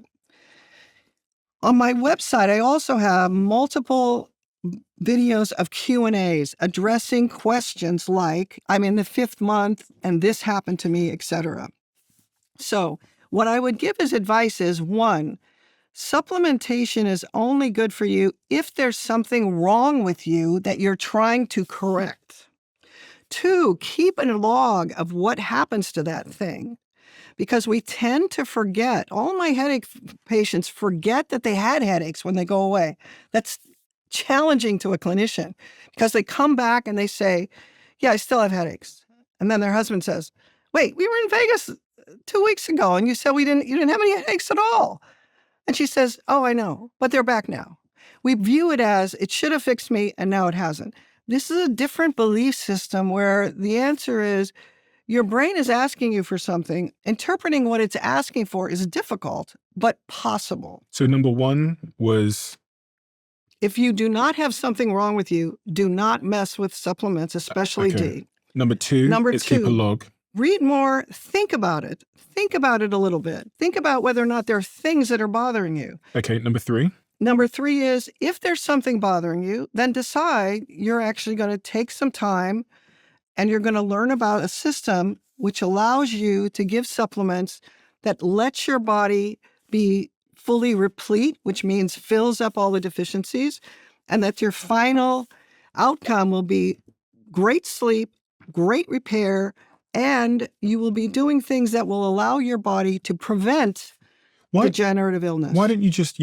Why don't I just, instead of taking supplements or be this, be that, be the other, D, whatever, why don't I just go outside in the sun and have a better diet? I think that's a great question. And here's the problem. So I've got all these things, these wonderful things here. I've got some kimchi, which is good for the gut microbiome, I've heard. I've got kombucha. I've got some yogurt thing here. I can't even pronounce that. Sauerkraut. And I've got some kefir. Why don't I just have all this stuff, which is great for my gut microbiome, and then go outside and spend the morning in the sunshine, getting up, improving my vitamin D levels. Presumably this is going to help my gut, and the sunshine is going to help my vitamin D. Voila. I think you could actually do that. If there's not much wrong with you, I think that's the better path, frankly. Supplementing with vitamin D is not the same as being outdoors. Okay, explain that to me. It's not the same. What do you mean it's not the same? How is it different? Because my doctor did a blood test recently, and I did 2 blood tests. One at Nico Health, hashtag investor, Nico Health. And the Nico Health test that I did said I was vitamin D deficient, which doesn't surprise me because I live in this dark bunker. I never leave the Diversio studio. People just walk in and I live in here and I eat in here But I am vitamin D deficient, it said. So I went to the store and I just started taking vitamin D. I assume that's fixed it. Why is vitamin D supplementation different from being out in the sun? There is a lot of literature by a gal named Stephanie Seneff, who says that the vitamin D that we make on our skin is sulfated, which is different than the vitamin D we're taking as supplemented, and it has a different behavior in the body. Number 2, it turns out there's a lot of literature that shows that vitamin D is not the only thing made by UVB hitting your skin, and what it's hitting is cholesterol. And that cholesterol is changed in its chemical called D3, but there are probably 15, 20 other chemicals that are being made at the same time. Oh, okay. They are not being taken with that pill of vitamin D3. That is a separate literature that's just gotten really some attention in the last 10 years. There are all these other things that prevent inflammation, that do things to your skin, that were actually being made by the sunlight that you're being exposed to, that protects you from the damaging effects. So why can't someone who is really struggling with their sleep, why can't the prescription just be improve your diet? Have you tried that with patients where you said you've not? One of the reasons why these are effective, the fermented foods, okay? Fermented food means you're eating rotting food. That's not the way we call it because it sounds disgusting, okay? But bacteria are growing in here, and they're secreting things like B vitamins, and reuteri. They're making a yeast bacterial mixture. So there's fungus growing in there. There are viruses in there. There are many microbiomes. Microbes, thank you. Look at me. Look at You're me. awesome. That means you're eating bacteria. You're basically eating a food that has B50 in it. Which is great. Yeah. So why don't you give that to your patients? Because I have no idea what the time frame will be for this having that success for you. This is the easy way. This is the fast way. This is the way I can tell you that I've had more experience with my clients over time. And if you want to fix something that's really badly off, by the time you get a sleep disorder... For those that can't see because they're just listening on audio, you're pointing at vitamins. I'm pointing at the vitamins and the stepwise approach, which is right sleep. So that's the fast and easy approach. Exactly. And if you don't want to use supplements, I would support you all the way. In doing what? In going outside, just what you described. I think the healthier approach to all of our diseases is to be outside much more and to include these fermented foods. Now, on this point of being outside much more, some people live in cloudy places. You know, Yes. I spent a lot of my life living in places like London in the UK. Exactly. And there's not much sunlight. Right. So what do I do about that? Remember how I said that Madeline was a redhead? Yeah. That turns out to be important. So melanin is the pigment that humans have in their skin. Mm-hmm. You have more than I do. I put more melanin in as I stay out in the sun more, and I tan. Mm-hmm. That melanin is absorbing energy. It's there to protect you from overexposure to sunlight and damaging effects on the DNA of your skin. The redhead gene usually comes with freckles, which means that there's only little tiny parts of the skin that have melanin. And the redhead gene came about in the far north, Viking Scotland. And those places don't get much sunlight. That means it cleared out the blocker of the thing that collected that energy and allowed people who lived in very overcast environments to make D, because the melanin didn't block the conversion to vitamin D and all these other things that it does. So redheads actually have a bit of a superpower when it comes to their relationship with the sunshine.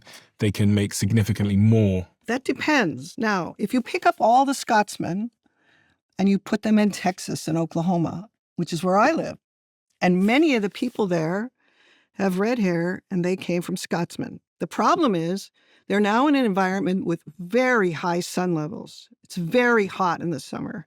And they cannot tolerate the level of sun. That means if you get to a point on the world where you pick up big populations and you move them into another weather type, they have not had enough time to adapt. There are things about melanin amounts and our survival that make a difference. So I still recommend that supplementing with D is not the whole answer. Supplementation in and of itself is not what we want. What we want is our kids to be outside much more. There are now new learning environments for kids where they're out in the forest, where they're not enclosed in schoolrooms. There's some interesting stats I found, which says that 90% of Americans spend close to 22 hours inside every day. That was from USA Today. And roughly 20% of Americans never go outside, regularly spending 24 hours indoors. And downstream from vitamin D, there's not just sleep disruption, there's lots of problems, isn't there? Yes. I can start listing them, and they're all related in the background to what we've talked about. But diabetes, even though you've had lots of really interesting shows about that, diabetes is happening in parallel with the sleep disorder. It's not caused by the sleep disorder. It has similar chemical in the background. There are many types, but diabetes just means there's a mismatch between the amount of insulin from the amount of sugar. Let me say that I'm not trying to say that America doesn't eat badly. America eats badly. I was just in Europe, and the eating patterns in the U.S. are terrible, but there are other things that are playing a role, and diabetes shows up. Remember how Madeline had gestational diabetes? And so did this wonderful Natalie, who did everything we told her to. Why would Natalie show up with gestational diabetes when she's not fat? Her supply of this thing called coenzyme A is not enough to keep up with supplying the child and herself. So for a while, she really has a deficiency state, and you start to see it We've learned to measure the sugar. And measuring the sugar is one of the signs of a deficiency state that's in the background that actually affects 100 things in the body. It makes acetylcholine, which allows our whole autonomic nervous system to react normally. So it affects all of those things that we do when we're training. And it also affects cortisol levels. You must have coenzyme A to make cortisol. You must have coenzyme A to make melatonin. So the things linked to vitamin D are everything from bone disorders, autoimmune diseases, mental health, brain disorders, cardiovascular, metabolic issues, immune infections, and then certain cancers. I imagine at this stage in the conversation, the audience are very much looking for like actionable advice. So we've talked about the right sleep protocol, which is this sort of vitamin approach.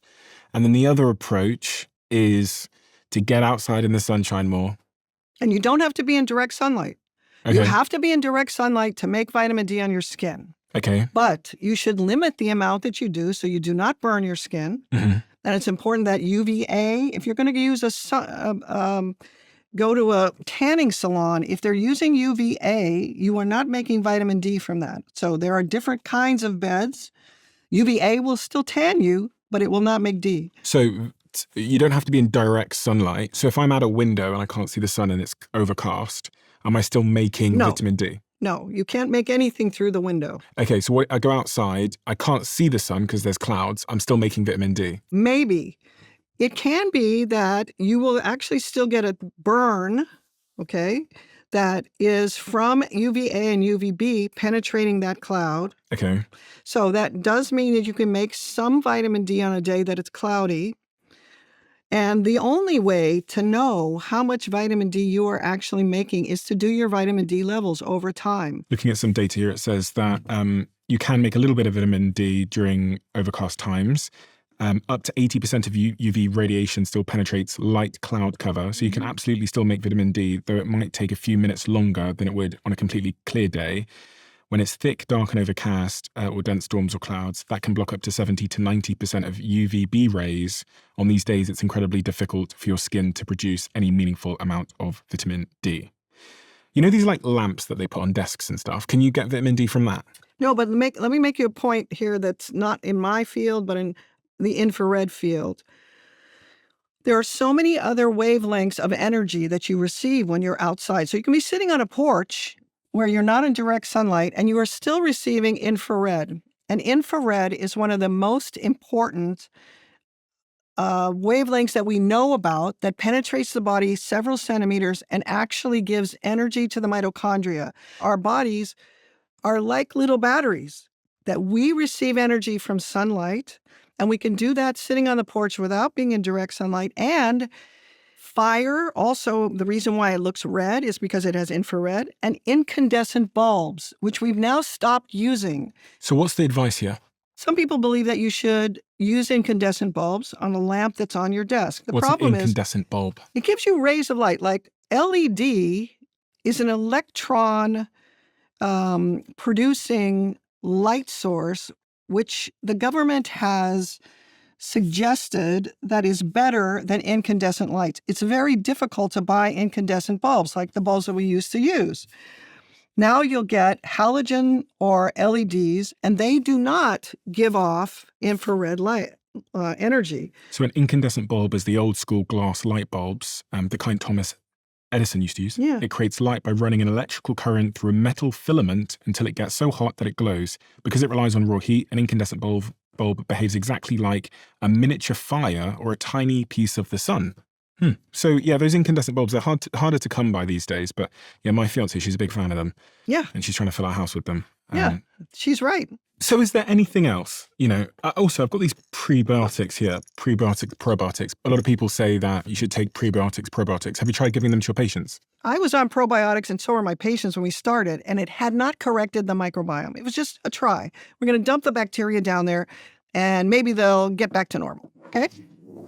That is what a probiotic is considered. They have the actual bacteria freeze-dried, and you eat the bacteria. Kind of gross when you think about it as being poop bacteria, but that's what it is, okay? Now, what prebiotic has that's different is that you feed the bacteria and they feed you. That's really what happens. What I love about this is there are different things that they're feeding the bacteria. We're kind of interested in what they think. How do we know what they think? Well, what if I change to carnivore? And all of a sudden, my belly gas goes away. The carnivore diet where you just eat meat. Well, you eat mostly meat. Let's say 90% meat. And most of my belly complaints go away and I poop regularly. Then you've just been very successful at making your bacteria very happy. What if the next client who I have is a mostly plant-based? Then I have to change the way I think and the way I help them and encourage them to recognize that when we're feeding mostly plant-based, we have a different set of bacteria. Now, let me propose something to you. Humans cover the globe like cockroaches. We are very successful, and we have a hugely varied diet. I would claim that that means you should eat the diet that works for you. The place where you see something that is really important for the U.S. is the original articles about vitamin deficiency states were in two groups that ate a pure carbohydrate diet. So the claim right now for most of the people that are interested in healthy diets is if you eat a fully carbohydrate diet, you're set up for failure in a million different ways. And then they talk about the diet you should eat. There are two incidences from the 1940s where the first vitamin deficiency states were described, and both of them turn out to be purely carbohydrate diets. One of them was in the Japanese prisoner of war camps and the Bataan Death March in World War II, where they had rice.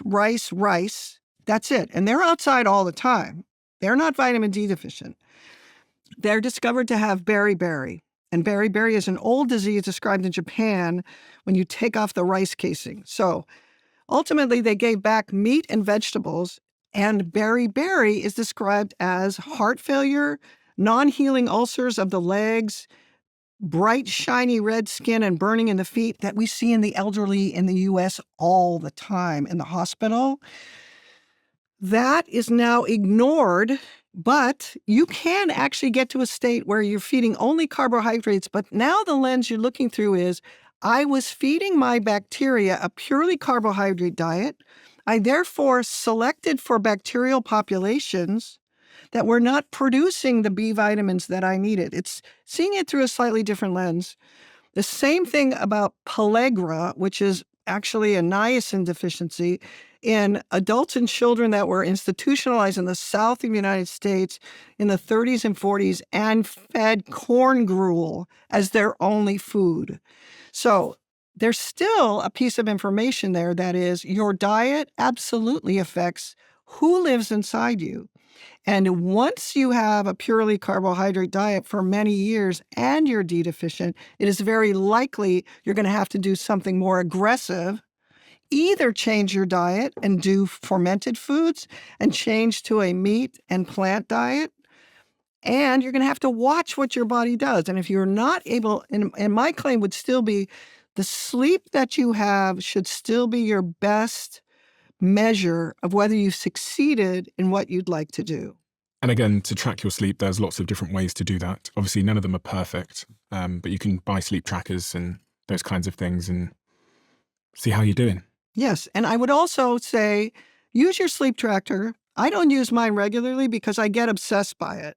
I start to think, oh, I only had an hour and a half of REM, I'm dying, and I just get spiraled downward, okay? So what your body is saying to you is still very important. I didn't have sleep trackers when I was seeing all these things that were happening to Madeline and Natalie. I would listen to what they said about their sleep. I imagine a lot of people collect on this conversation because they are struggling with sleep, or they have a partner or friend, or maybe just because they want to optimize their sleep a little bit. And what I've really taken away is that a lot of sleep-related issues start in the gut microbiome. Yes. So we want to try and fix the gut microbiome. And how we fix the gut microbiome can be dietary. It can be through supplementation, but we want to try and do it through diet first and fermented foods. And then the other thing is sunlight plays a big role. You're smirking again. You're doing a fabulous job. Oh, you're so sweet. The other thing is sunlight plays a big role because it produces vitamin D and amongst other things, which also can improve that balance and help us sleep better.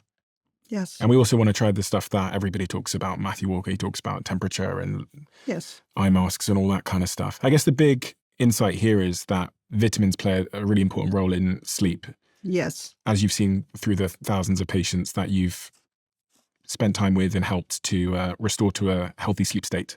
Yes. That's a beautiful summary. What is the most important thing we haven't talked about that we should have talked about? Is there anything at all? We have skipped the people who have been told they have a disease, narcolepsy, or sleep apnea, where they're told there's a specific, this is a genetic thing, and you have to do these specific things. For instance, for narcolepsy, this is an attack of sleep that takes you out, and you become, I'm sitting here talking to you, and I fall asleep. That turns out to be treatable in the same way. You're saying a lot of it can be about vitamins. Yes, you can essentially. sleep deprive anyone to the point of falling asleep when I talk to you. Mhm. All you have to do is, 2 or 3 nights that you miss, and you can still become taken down by an attack of sleep. That really is what narcolepsy means. That means medicine, in its attempt to classify things, have said this is a disease, and the idea that they are all about our body falling out of its normal state. What's different about people who have that a specific diagnosis like sleep apnea and narcolepsy is they are unlikely to be able to cure that with going outside and kimchi. They are at an end stage. Your body was really set up to be able to deal with different diets, getting up in the middle of the night, take care of your baby, traveling long periods of time, all these stressors that we've had for the last 300,000 years. It was set up to do that and to get back to sleeping again. And people live for long periods of time. That wasn't the average, but there were people that lived to be 75 years old 20,000 years ago. That means that's the best we can do. If you have a disease of your sleep switches, you are really severely affected. And my experience would say that that person is not going to be able to approach it by just going outside and doing kimchi. That person is going to need some extra help. And they're going to need sometimes professional help with someone who's seeing it through this lens. Because they go through changes. For instance, when you get them a little bit better so that they're sleeping at night, they actually start to have nightmares. What that means in a setting like that is they've actually gotten into REM sleep, but they haven't gotten perfect chemistry so that they sleep through the REM phase, finish up, go into light sleep, and then go to the next. They've awakened, so they can't keep themselves in REM. There are transition states where they actually feel like they're getting worse. So there are all sorts of things that I've been able to see that are not talked about at the sleep meetings, that are totally fascinating, that are halfway better, and that people can cure their narcolepsy. I have one gal right now who just called me to become a client. She has narcolepsy, and she has completely cured herself by using nicotine patches around the clock. Why? Because there is only one drug that duplicates acetylcholine completely, and it's nicotine. So she stopped smoking, and she uses nicotine patches. Nicotine is the duplicate of acetylcholine. Acetylcholine allows us to focus, pay attention, be distracted, and come right back during the day. It is in control of our ability to concentrate. At night, it allows us to get into REM sleep. That one chemical does wake and sleep, does it in different parts of the brain. That means she is using something that has been terribly vilified. Tobacco is considered to be the cause of all evil. It turns out, oddly enough, the guys with Parkinson's disease who smoked throughout the last 30 years have been shown to do better because Parkinson's disease is an acetylcholine deficiency state first. To give a bit of background on, I guess, the problem we've really talked about, I have this little paragraph here which I thought summarizes the nature of the problem and the sleep epidemic. It says, while industrialization first disrupted our natural rhythms by moving society indoors, the true explosion of sleep disorders occurred in two modern phases: a medical boom in the 1980s and a digital epidemic in the 2000s. In the 1980s, the formal recognition of sleep medicine and the intervention of the CPAP machine diagnosed millions with obstructive sleep apnea, sparking a surge in clinical treatments. The medicalization transformed into a cultural crisis by the 2000s as sedentary indoor lifestyles starved us of natural daytime sunlight.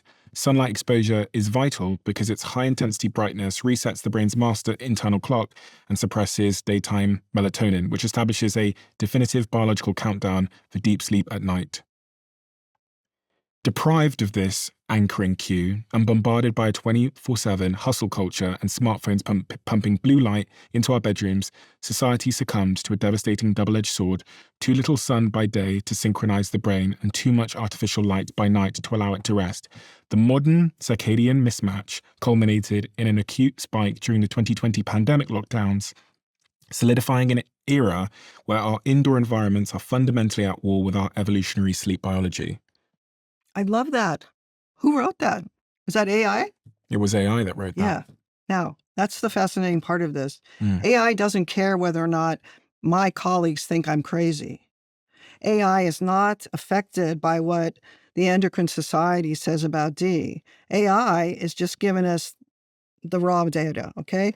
Then if you put in there something like, what does Dr. Gominak think about whether or not sun exposure is the whole story for sleep? You'll start to see my stuff leaking through there saying, yes, it's true that the pineal gland makes melatonin and that's part of how we get to the 10 p.m. to 6 a.m. But it's also true that vitamin D has receptors in the brainstem.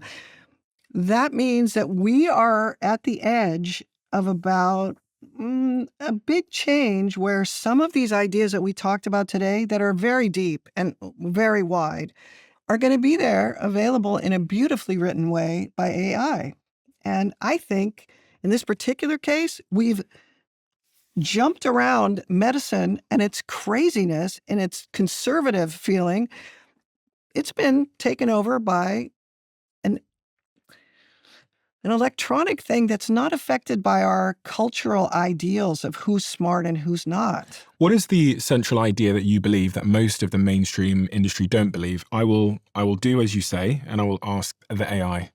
Most of the sleep disorders, including sleep apnea, narcolepsy, all the ones that the neurologists have described, are really related at basis by D and multiple things that are made by the microbiome, that the microbiome and the D deficiency are very much linked, and that there are hundreds of things that are playing a role in our sleep switches that are supplied by the microbiome. So I'll summarize that as, are many of the sleep disorders caused by the microbiome?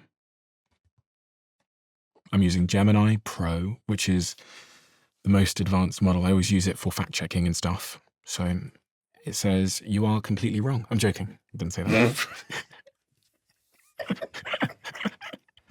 It says, yes, the connection is massive. While we can't say the microbiome is the sole cause of every sleep disorder, scientists now know that a damaged gut is a major hidden driver of poor sleep, because both the melatonin pipeline starts in the gut, manufacturing the calm down chemical is in the gut, and the cortisol alarm system is linked to the gut. The trickiest part of the microbiome sleep connection is that it is a bidirectional loop. A bad microbiome causes poor sleep alters the microbiome. So while anatomical issues, like a narrow airway, causes sleep apnea, or light mismatch, like the lack of near-infrared light, play huge roles, fixing chronic insomnia often requires healing the gut just as much as fixing your bedtime routine. The lack of near-infrared light. That's amazing. Medicine will not be talking about that anytime soon. It's too wacky. It's too woo-woo. And yet, that means those ideas are available to us. We have a closing tradition on this podcast where the last guest leaves a question for the next guest, not knowing who they're leaving it for. And the question left for you is more, I guess it is a question. It says, Describe the best day of your life. I'm going to have to stick with what pops into my mind first, which is relatively recently. We were in Sevilla, I think, and it was very hot. And my husband and I have been traveling for 3 or 4 weeks together, which is the longest time we've spent together in a long time. And we were sitting playing canasta outside underneath an umbrella that had little misters. And we were just sitting there playing canasta together. And it was not about accomplishment. It was about having this marvelous circumstance where we're just hanging out together and having a very pleasant time together. That was my best day in recent memory. Dr. Stasha, where should people go to learn more from you? Dr. Gominak, no period after dr.com. And I have a YouTube channel where I have a whole series of 50 things called sleep chats, where I talk about if I have carpal tunnel syndrome, will Right Sleep Program help me? If I have this, will Right, and why? I'll link all of that for you below, so everybody can go to those resources. They'll be linked in the description below of this episode. Thank you so much. Thank been you, wonderful Stephen. to talk about. It's been fantastic. wonderful. YouTube have this new crazy algorithm where they know exactly what video you would like to watch next based on AI and all of your viewing behavior. And the algorithm says that this video is the perfect video for you. It's different for everybody looking right now. Check this video out, and I bet you might love it.